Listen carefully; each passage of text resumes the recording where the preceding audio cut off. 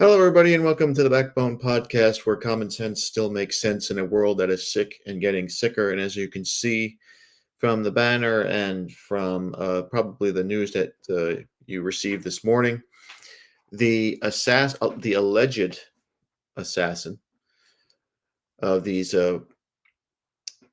politicians in Minnesota, Vance Luther Boelter, was captured.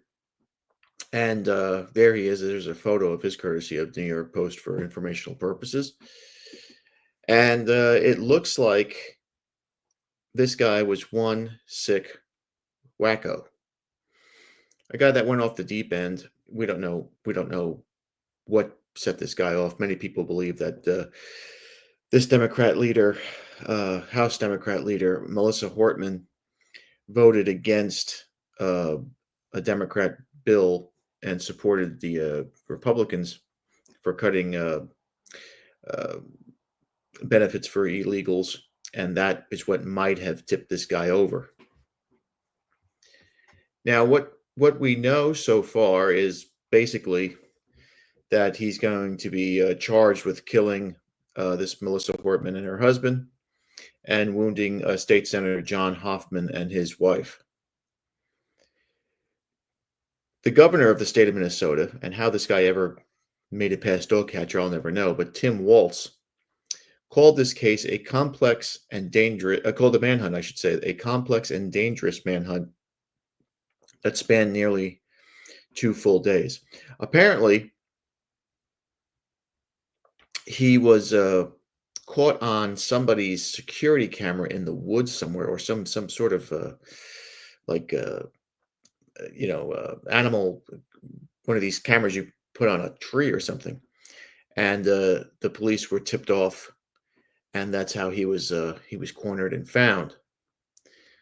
Now, the search for the 57-year-old suspect triggered orders for thousands of residents in the Brooklyn Park area of Minnesota, where the Hortmans resided, to stay in shelter in place for much of Saturday.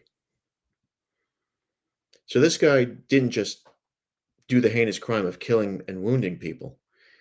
He literally had people hiding in their homes. I mean, this is absolutely insane.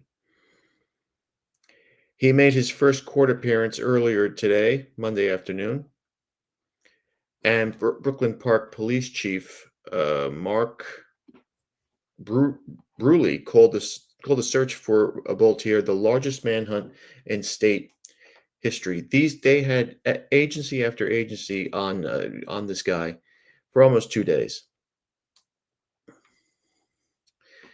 and he's captured now.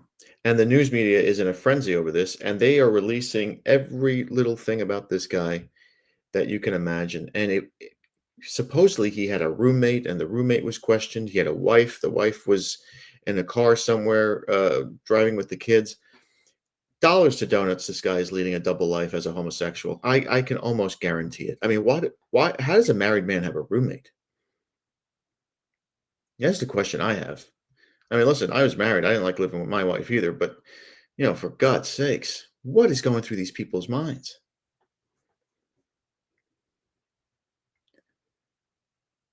Now, I am shocked that this guy was captured alive. I thought that he would have been, you know, guns ablazing. He's going to go out in a blaze of glory.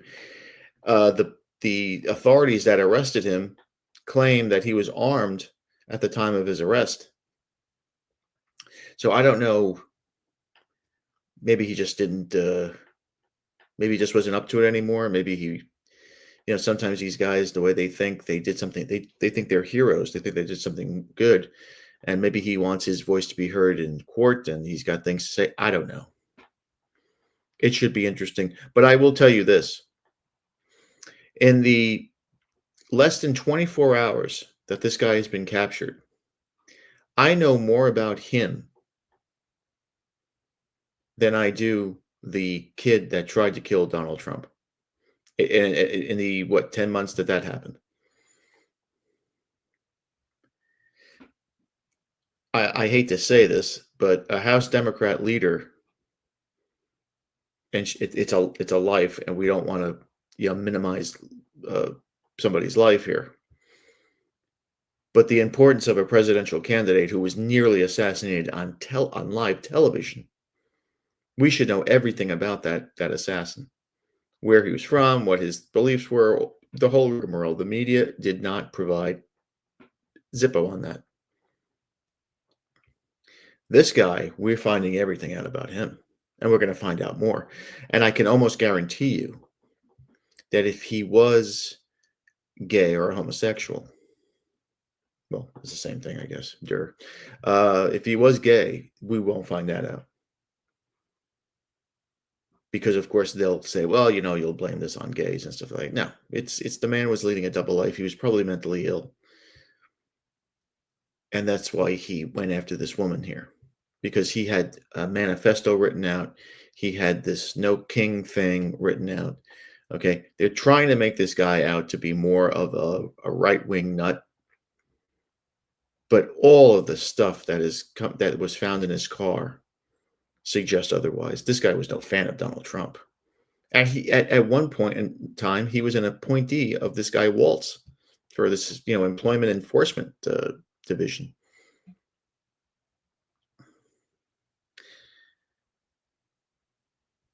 According to law enforcement, the suspect Boelter allegedly wrote a text message to his family, and I quote, "Dad went to war last night.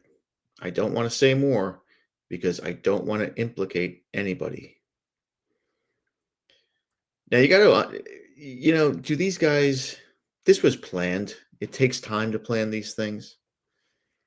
He must have gotten access to these people's personal items, so he found out where they lived. He knew what time they'd be home. He knew uh, how to dress up. He dressed up like a policeman, so they probably thought he was safe. So he knew the ins and outs. He knew how to get to these people. So this was planned. Nobody in his family, this roommate that he supposedly lives with, nobody saw this coming. Law enforcement say that they found at least 3 AK-47 assault rifles, a 9mm handgun, and a list of names and addresses of of other political officials in a car registered to him, according to the charging documents that they presented in court. So this guy was going to go on an absolute terror march and kill as many people as he can. And it's just scary that there are people like this in this country. I mean, this is like third world shit. Like, people just going up to you and you're just knocking on your door and blowing you away in front of your kids. This is shit that doesn't happen in Western civilized countries. I mean, at least it shouldn't. This is stuff that happens in, Belarus, or, it's one of these shithole places in Africa, or, Central America somewhere, or Asia. It doesn't happen here. It's not supposed to happen here. We're supposed to be the civilized leaders of the world. People want to be like us. That's why they flock here, and they come here swimming and crawling on their hands and knees. And we're imploding as a society, and we're coming apart at the seams because we're going against the natural order of things. Men want to be women, women want to be men, boys want to play with girls in girls sports, little girls want to grow up to be sluts. It's all fucked up. And I know many people don't believe that we should separate. Religion has no place in schools and stuff like that. Let me tell you something. The minute they took religion out of schools, this is when everything just went topsy fucking turvy. And again, I'm no Bible thumper here, but the minute we went more atheist, and agnostic, everything went fucking haywire.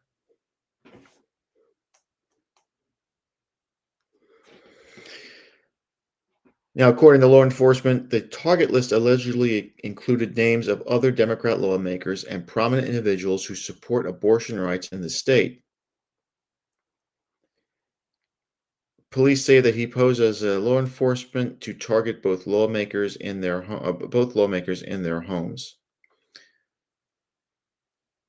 Now, this guy, law enforcement, is now identifying Boltier as their main suspect. New details have emerged about his work and online presence and family life. They have his LinkedIn profile up. I mean, this is how much stuff we're going through.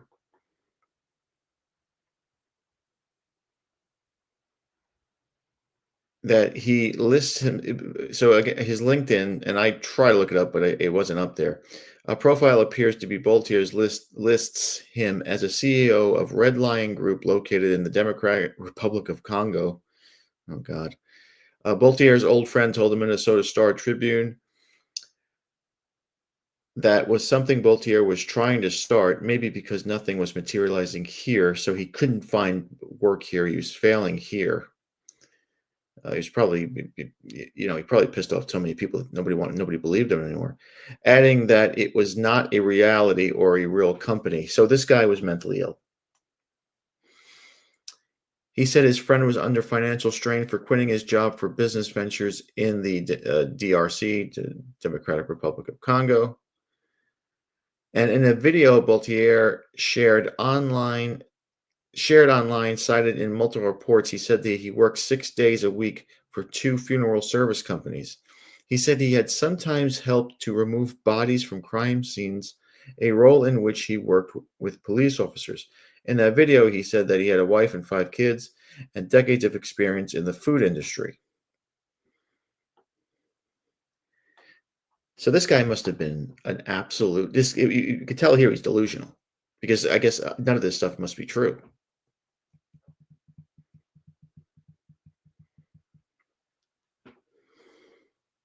And you gotta just wonder, where the fuck how did this guy get to be this way? The New York Times is reporting it's unclear if the company that this guy had any clients. Now, Boltier, as we said, was appointed by both Waltz and the state's former governor to a state workforce development board that had several dozen members and served for a time alongside Hoffman, uh, this congresswoman. According to the Times, a state report connected to the workforce board listed his political affiliation as none or other, and in 2016, and a similar 2020 report listed no party preference. However, friends told reporters over the weekend that Boltier voted for President Trump. Well, there you go, and was a very strong supporter, though was hardly ever talking about politics as of late. A friend told CNN he was strongly against abortion rights, but never expressed any particular anger over the victims. Records reviewed by Access show he registered to vote as a Republican in Oklahoma in the early 2000s, but Minnesota voters do not declare party affiliation when they register. So that's going to be the Democrat talking point, or the media talking point, that this guy was a very strong Trump supporter. He was against abortion. He was probably a religious fanatic, blah, blah, blah. And he's a white man. So he went nuts, as all white men do, because white men are the most dangerous thing in the world. Now, multiple outlets are also reporting that its sermons delivered to the Democratic Republic of Congo, including one where he appeared to criticize the LGBTQ plus community.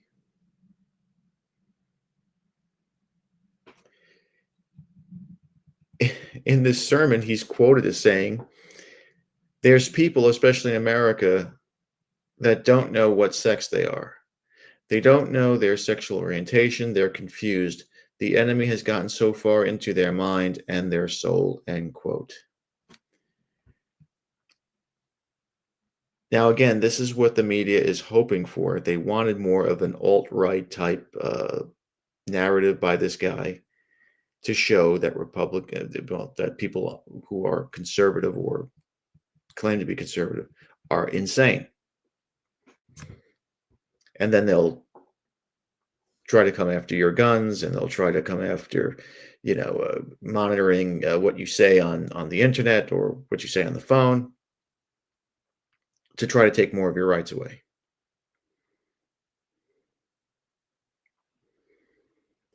Now, Waltz has said a million times, this Governor Waltz, that this was a politically motivated assassination.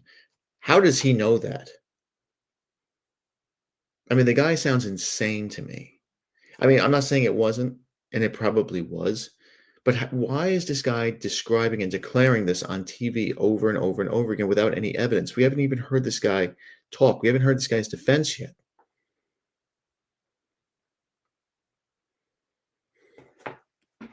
So I'm sure it's going to get much more interesting as the days and weeks and months go by. We're going to probably find out a whole lot more about this guy. He probably went off the deep end, and he's blaming illegals. He's blaming homosexuals. He's blaming Democrats. He's blaming everybody. I don't know. It just seems to me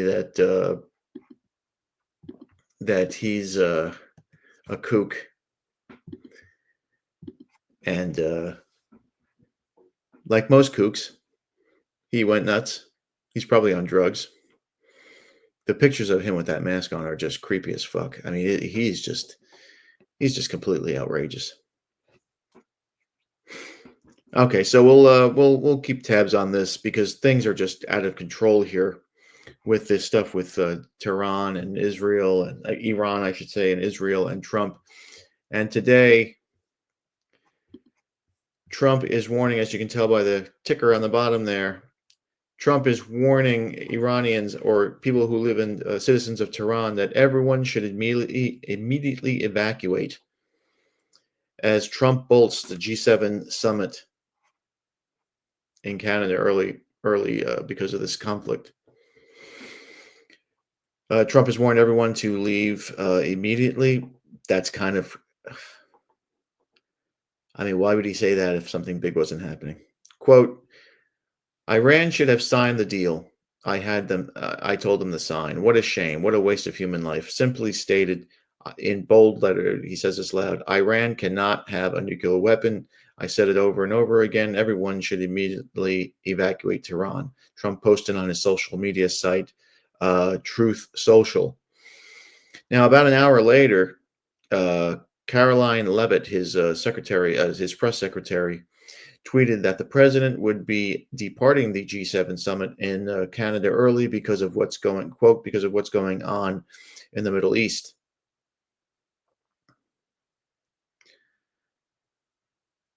This is very concerning. This is very, very concerning because now we're hearing NBC News is reporting and Fox News is reporting that the National Security Council is ready on standby in the Situation Room upon his return to DC. So they are probably in the Situation Room as we're at this broadcast discussing what's going on. If this escalates even more, if the United States gets involved in this escalation, because Israel is, if you listen to people outside of the United States, or even rational people like Steve Ritter and a few others who are experts in this field, they all have said the same thing. Israel is depleted of their resources. They are not a long-term solution. They can't fight long wars. They don't have they don't have the capacity. They don't have the manpower. They don't have the will to do this. You know, these people in the Middle East, these Iranians, these Iraqis, Afghanis, they don't value human life like us Westerners do. And Israelis, even though they're not, I don't consider them Westerners, they've had a pretty, you know, pretty easy going of it.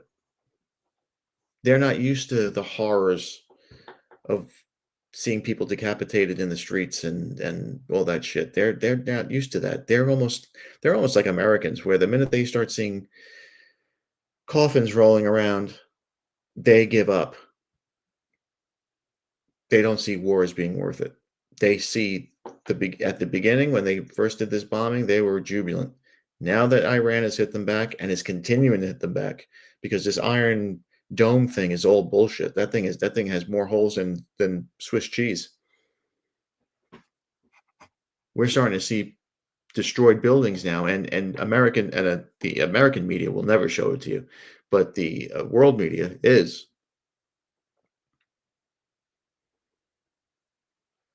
Now, Trump's evacuation warning comes after the Israelis called for those in Tehran to evacuate. So it looks like this military campaign is going to continue against Iran, which now has included slews of missile exchanges between the conflicting countries over and over and over again. And it doesn't look like there's any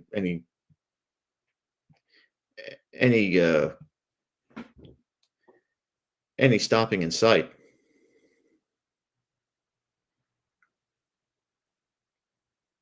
The evacuation area in Tehran includes 330,000 people in central Tehran. This includes Iran's state television headquarters, which was hit on live TV. If they were broadcasting live and it was hit, they had to evacuate out of there. That scene was unbelievable. It's their main police headquarters. There's 3 hospitals there, and there's a hospital there owned by the country's paramilitary, the Revolutionary Guard, and you know that's going to be targeted.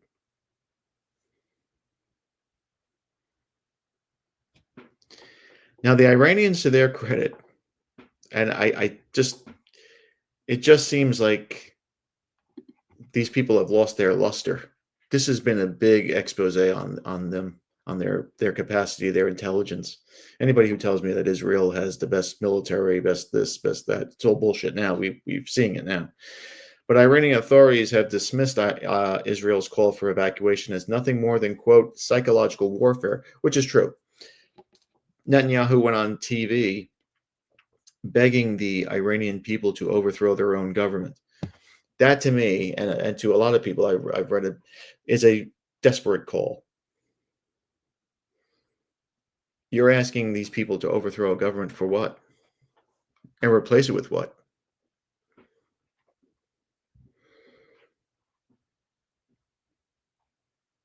Now, a majority of the 9.5 million people in Iran's capital are in limbo because these bombs are coming right over them. And there probably are going to be evacuations in certain spots. And the scenes that I saw from Italian and German TV, the traffic is just incredible. Can you imagine New York having to evacuate? And I would say New York's probably bigger than Tehran. It's got 12 million people in it that we know of. Just imagine trying to get out of there with children. It's got to be fucking chaos.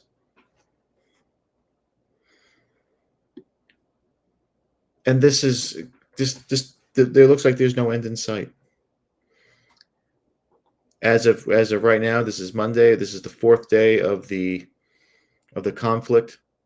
Israel originally launched these missiles aimed at Iran's nuclear facilities on Friday, and they failed to destroy these facilities. They don't have the technology for it. They've asked the United States for these bunker buster bombs because these facilities are deep underground or deep into mountains. Now, Trump, as we said, had to leave this G summit early.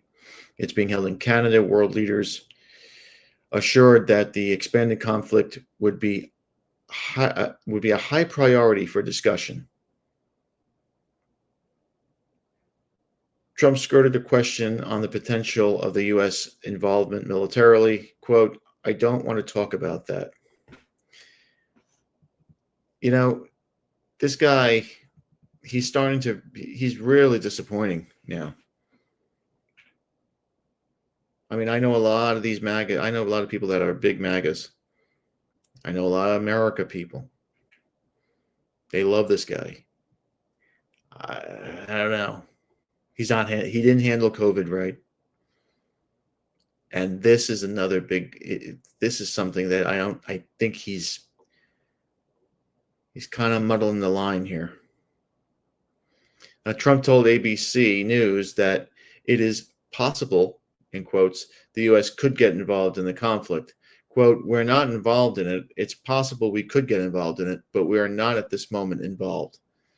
Well, what the fuck does that mean? First of all, we are involved because the weapons, the missiles that they're firing, Israel didn't build those. They don't have the capacity to do that. They don't have the manpower, the scientists, the mechanics, the engineers to do these things. Everything they have is from us. If the United States were to let Israel be on their own, they would be finished within a few weeks. I mean, literally wiped out. And nobody's saying we want that. But when does it stop?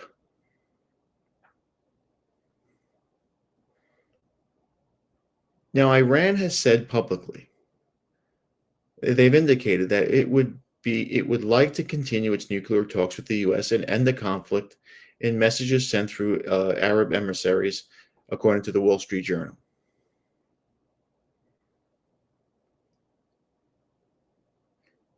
I don't understand why these talks have to stop. And what are within these talks? If Iran is saying, listen, we have enriched uranium, it's for nuclear power, all this good stuff, whatever, it's for nuclear energy, nuclear power. We'll let you inspect everything. We'll have inspectors from the UN come in every 6 months. You take their word for it until you can't. But these people are probably terrified of these Israelis who do have nuclear weapons using that nuclear wild card to their advantage and to hold these people hostage with it. And that's what the Israelis are doing. They've continued, if you've watched and listened to this guy Netanyahu, they've indicated that they are not going to, if they're looking into the abyss, they're taking people with them. They're not going to go down alone. That's the mentality of these people.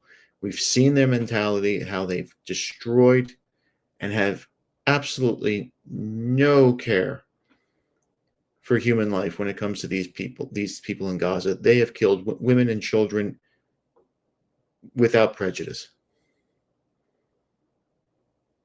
So we should not believe that these people are the good-hearted people. They have shown that they've shown the world their true colors.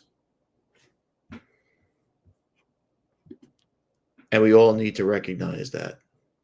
These aren't the good guys. They want to wipe people out. And they'll do whatever they can, and no one calls them out because people are afraid of being called anti-Semitic and this and blah, blah, blah, blah. Fuck all that. Now it's time to call a spade a spade. And who would have thought that we would have seen the Iranians as being the ones who would make this clear to everybody? Now, Trump has to understand, and I'm sure he does, and I'm sure his National Security Council is telling him this, I hope, that if he gets involved in this war, if Americans get involved in this war, so will the Russians, and most likely so will the Chinese, because these people need that oil from Iran flowing. America doesn't necessarily need it. We have our reserves here. But the rest of Europe and especially China, they need that oil. They need that petroleum production. And they're never going to let the Israelis and Americans get their hands on it. That will never happen. So it's going to be very, very interesting to find out where this goes next. But we have to pray. We have to pray to God that this country does not get involved in this, because if it does, it's not an Israeli conflict anymore. It's ours. We own it. They started it. We're going to own it, and we have to finish it. And we're not going to finish it. We're probably going to be in something like this for another 20 years, like we were with Iraq and Afghanistan. We're going to lose a lot of blood and treasure for nothing. And it's going to hit our pockets. And we're going to start seeing friends of ours and relatives of ours flying off to the Middle East again as our country burns from within. All for a slither of desert, less the size of New Jersey. Basically a postage stamp compared to Iran. All right. We're going to do a man memo tomorrow night. We're going to see what I mean, the stories coming out of the world are just amazing. It really is crazy. But well, I have a bunch of man memos I want to get to you. But I want to thank you again for watching. Please like, subscribe, comment, and share. Be careful out there.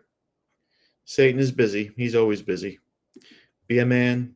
Have a backbone, because masculinity and common sense are worth standing up for. Godspeed. We'll see you later.